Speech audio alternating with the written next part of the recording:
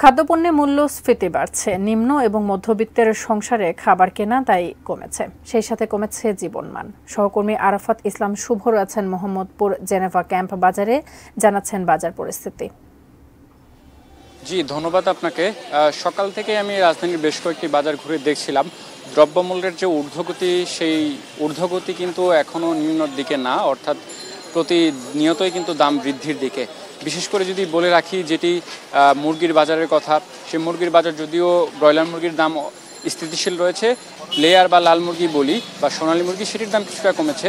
অন্যদিকে যদি সবজির ক্ষেত্রে আসি, 60 টাকার নিচে কিন্তু কোনো ধরনের সবজি বাজারে পাওয়া যাচ্ছে না। কাঁচামরিচের দাম সেটিও কিন্তু কেজিতে প্রায় 50 থেকে 60 টাকা বৃদ্ধি পেয়েছে বলে জানাচ্ছেন আমাদেরকে বিক্রেতা, খুচরা পর্যায়ে যারা বিক্রেতা রয়েছেন। একই সাথে পেঁয়াজের দাম যেটি, সেটিও কিন্তু ঊর্ধ্বমুখী রয়েছে। পাশাপাশি বলা যেতে পারে ডিমের বাজার, আমরা জানি যে বেশ কিছুদিন ধরেই হঠাৎ করে ডিমের দাম বৃদ্ধি পেয়েছে। আমরা যেমনটি জানছিলাম যে ডজনে 150 থেকে 155 টাকা পর্যন্ত কিন্তু ডিম বিক্রি হচ্ছে।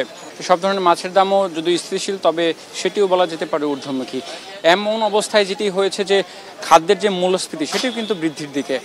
এতে করে যারা নিম্নায়ের মানুষ রয়েছেন বা মধ্যবিত্ত, তারা কিন্তু হিমশিম খাচ্ছেন। আমরা ক্রেতাদের সাথে কথা বলছিলাম, তারা যেমনটি বলছেন তাদের খাবার পরিমাণ হয়তো কমে দিতে হচ্ছে, তাদের যে প্রতিনিয়ত সমন্বয় করতে হচ্ছে, অর্থাৎ তাদের কিন্তু আয়ের তুলনায় কিন্তু ব্যয়ের পরিমাণ যেহেতু বেড়েছে, তার ফলে কিন্তু তারা হিসাব মেলাতে পারছেন না। সব মিলে তারা যেমনটি বলছেন যে তাদের খুবই দুর্বিষহ সময় পার করতে হচ্ছে দ্রব্যমূল্যের এই ঊর্ধ্বগতির কারণে, এমনটাই বলছেন তারা। সব মিলে এখন পর্যন্ত এই ছিল আমার কাছে বাজার থেকে দ্রব্যমূল্যের সর্বশেষ আপডেট।